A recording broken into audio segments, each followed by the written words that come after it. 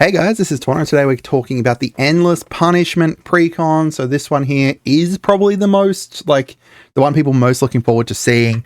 It's meant to be a group slug one, so it's damaging everyone, going through and kind of handing out like pain anytime anyone does basically anything, including yourself. And most people kind of were looking forward to it because it's got Vel'Gavoth on the front, and then the Vel'Gavoth card got revealed, and I think a bit of the hype kind of died around it. But honestly, after seeing the reprints in it and seeing the cards that are in it, the new cards, I think that people might love it again. Either way, make sure you guys subscribe. We're going to be going through all the precons, and then I don't know if I'm going to get it done today or tomorrow or something like that. We're going to do a video saying, you know, which precon's the best and stuff as well. All right, so the new cards. So we've got the new Vel'Gavoth here, Harrower of Souls. So he is the phase commander here. Costs 4, has flying, ward, pay 2 life, and then when an opponent loses life for the first time during each of their turns, you're going to put +1/+1 on him and draw a card. Now, the thing to keep in mind with this is that he is not as good, in my opinion, as the Ob Nixilis captive Kingpin, but he does proc off of if they lose more than 1 life. So you're not kind of limited to that 1 life. So they're going to build similar, but not quite the same, because while Ob Nixilis is going to go for a lot of like 1 pings, Vel'Gavoth can instead go with like, you know, a whole bunch of damage doublers and stuff like that. We've got the Lord of the Pain as the secondary commander. So he has Menace. Your opponents can't gain life. And then whenever a player casts their first spell each turn, choose another target player. The Lord of Pain deals damage equal to that spell's mana value to the chosen player. So it's going to allow you to be able to punish other players when people cast spells. Keep in mind that it's whenever a player, not an opponent. So technically your spells can work for it as well. So you get to kind of just deal damage whenever people cast a spell. And it's the first spell they cast each turn. So, you know, if people are casting on other people's turns, counter spells, whatever, those are going to count here too. Honestly, I think Lord of Pain might be a more interesting commander for me. Yeah, I actually like him more than the Vel'Gavoth. You know, he's going to get big, get +1/+1, allow you to get card draw, but the Lord of Pain just seems more fun, in my opinion. You guys might disagree. So as for the other new cards, we've got Persistent Constrictor here, which is at the beginning of each opponent's upkeep. They're going to lose a life, and you can put a -1/-1 on 1 target creature they control. So you could kill something off with this, or you could weaken their commander, so that way they can't attack you. There are some very interesting things you could do with this, and I think that it's a very interesting card that you could use in a lot of different decks. Not quite as great in this deck, but it does have that consistent, you know, they lose 1 life on their upkeep to be able to get the guaranteed kind of Vel'Gavoth proc. You got Star Athlete. When it attacks, choose 1 target non-land permanent. Its controller may sacrifice it if they don't deal 5 damage to them. That's really nice, especially because it's just going to proc whenever it attacks. And you can actually blitz this in as well if you want to. The blitz cost is 1 more than this, but it does come in, you know, attacking with haste, and then you're going to sacrifice it. So if you've got stuff to be able to bring stuff back from the graveyard, you've got that option there. We've got the Spiked Corridor Torture Pit. So this is the room for this deck when you unlock it. So on the left-hand side, it's going to give you some devils. On the right-hand side, instead, you're going to get that additional 2 damage each time you deal non-combat damage to an opponent. So, you know, like a, Feldorn, that kind of thing, onto like the room enchantment here. We've got Sadistic Shell Game and Suspended Sentence, both removal spells. One makes it so that you each player chooses a creature that you don't control. So technically they can choose their own creatures, or they just have to choose someone else's creature. Lots of interesting ways that can play out. And then Suspended Sentence is one of those, destroy something and then cycle through, and then exile it with 3 time counters, and then it comes back. The unfortunate thing here is that technically, if your opponents control no creatures at your upkeep when this comes out, then it's going to be stuck in suspension forever. A little bit disappointing with that, but there's no really way to kind of get around that, unless it was like, if you cannot do this, return it to your hand or something. We've got Barb Flare Gremlin, which is mana barbs on a like a stick, essentially. Whenever someone taps something, taps a land for mana, you're going to, if it's tapped, that player adds an additional mana, and then, whoops, I just skipped through, additional mana, and then deals 1 damage to them. And then Gleeful Arsonist here, whenever an opponent casts a non-creature spell, it's going to deal damage equal to its power to that player. And then finally, we've got Seance Board as the last new card. At the beginning of each end step, if a creature died this turn, put a soul counter on it, and then you're going to tap it, add X mana, where X is the number of soul counters on it. You can spend it to cast instants, sorceries, demons, or spirits. So some really, really cool ways you could use that, especially in like a demon or spirit deck. If not, you know, you've got instants and sorceries that you can swing around with it. Unfortunately, you know, I was looking at this, I was like, you know, my Phyrexian deck, I could do some really interesting stuff with this, if with like, you know, Proliferate or something. And you could potentially, like, if you've got Proliferate stuff, you've got that in here. You've got like Persistent Constrictor to put some -1/-1s. So you could really lean into like a -1/-1 theme if you wanted, and then, like, you know, just proliferate. But we don't really have the option here of that in, you know, my Phyrexian deck. So as for the reprints, we got a lot of burn and stack stuff. I am not going to go through all this. Just keep in mind that anytime an opponent does something is going to be able to do something about it. Like if they have a land enter, deal damage to them. If a creature enters, deal damage to them. If they cast a freaking spell, deal damage to them.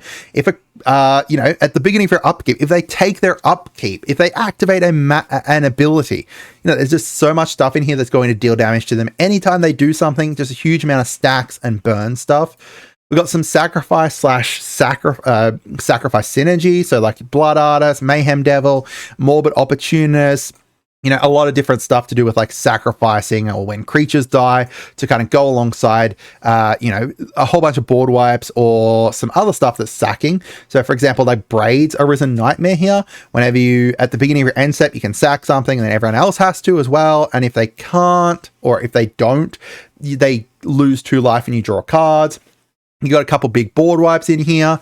Even Massacre Worm is kind of a board wipe for tiny things, and Massacre Girl is a board wipe. Like, you know, we've got a lot of kind of board wipey stuff in here, or just like single target removal.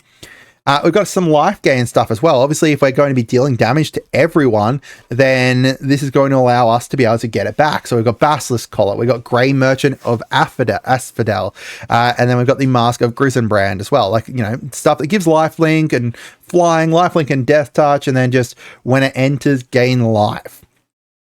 And then we've got a couple different draw things through Impulse Draw, so Florian or Theatre of Horrors. And then Rakdos, Lord of Riots. What better way to kind of wrap up the deck than make it so that anytime someone has cast something and they've taken damage and stuff, you can cast your creatures for like cheaper. This would actually be interesting if you had like some way to cast your creatures at instant speed as well, so that way you can cast them on everyone's turn. And then like drawing stuff, you know, there's some really funky ways you could potentially add some upgrades in here for this. And then we've got a couple different hugging things, so people drawing extra cards and then dealing damage to them whenever they draw cards. As for the valuable reprints, Cataract Parasite is good, but it hasn't been reprinted in ages. Like, it's not, sorry, it's like, it's good, but it's not insanely good, but it hasn't been reprinted in ages. So it's a pretty decently expensive card. We've got Braids, Rampaging Phyrexian here, Vile Smasher the Fierce. I'm actually surprised at how much Vile Smasher the Fierce is. Mogus, I think that I had Mogus potentially on my list of, I doubt they reprint this, and then they reprinted it. So it's a really great card to have in here, especially because, you know, sacrifice synergy there too. And then we've got Lightning Greaves. We've got some valuable land reprints, which we'll get to in a minute, but there is some very decent lands in here, like Witch's Clinic. I did not expect to see that in there. Very interesting, giving your commander lifelink. We've got Sulphur Spring. Now, wait, sorry. If you give your commander lifelink, I just need to go back and double check something. Yeah, Lord of Pain deals damage to them. Interesting. So if you have Lord of Pain out and then you have the Witch's Clinic, correct, it would have lifelink, so therefore you would heal from it dealing damage. That's pretty cool. Sulphur Spring, Pain Land, you know, Filter Lands. We've got Fast Lands here too. And looking at it, you know, decent Fast Land, Filter Lands, Pain Lands, Check Lands, Hideaway Lands. Like, what the fuck is this mana base? This is a really good mana base for a Precon. I am actually really surprised and I'm really happy with it. I think it's really great. So some base cards that I'm surprised on here, especially the Razorkin Needlehead. This is going to put out a lot of damage because just whenever an opponent draws cards, and we've got a lot of stuff in here that makes people draw extra cards. Whenever you gain life, target opponent loses that much life. Popular Egotist to allow some more sacrificing. Funeral Home is like Bastion of Remembrance tapped onto a mass res, essentially. Undead Sprinter, giving you something to be able to sack, and then you can bring it back as long as a non-zombie creature has died. So, you know, you can just filter through and swap out what's dying here and stuff. Some cards that I would add in. So again, this is kind of like a preliminary upgrades that I would add in, not necessarily going to be the best upgrades and ones that I'll add in later on, but it's ones that I think will go really great in here. And if your budget can like allow it, then it's really good to kind of add them in. First of all, Obnixilis. We're going to be dealing a lot of 1 damage, like even in the base precon, there's a lot of 1 damage in here. So Obnixilis is going to be great, especially for, you know, card draw and just getting big. Descent into Avernus, I will put that into this deck. Like, that's the first upgrade that I suggest, is Descent into Avernus, just because I love that card. You know, I've talked about my pet cards before, and that's one of them. Bloodletter of Aklazos, so that way everyone's losing double life except for you. Rolling Vortex, Mana Barbs, just some extra kind of stacksy stuff. Sunspine Link, so people can't gain life and damage can't be prevented. And Great Unclean One to just get a whole bunch of little demons up that we can use for our other sacrifice stuff too. And then Oja Axonil, so that way all that time that we're dealing 1 damage to people, instead we're dealing, you know, 4 damage. So Oja Axonil and Obnixilis don't really synergize well together. In fact, Obnixilis won't synergize well with any kind of card that increases the amount of damage that's being dealt to them. But I don't know, maybe I won't put it in here just because we will be running some of these cards. I kind of like... I guess it depends on what direction you want to go. Do you want to add in a whole bunch of like these little 1 damage ticks, in which case Obnixilis is going to be better? Or do you want to just increase it so it's, you know, 4 damage ticks each time? But like, I think I'll lean more towards those big ticks just to kind of differentiate it from an Obnixilis deck. And as I said, I like the secondary commander more, which is, yeah, surprising. I don't know. What do you guys think? Do you guys like the secondary commander more? Do you like the main guy with Velgavoth, or what? I think there's some really super nice reprints in here. I actually love this deck. I think it's really cool. So let me know. Have a great day and goodbye.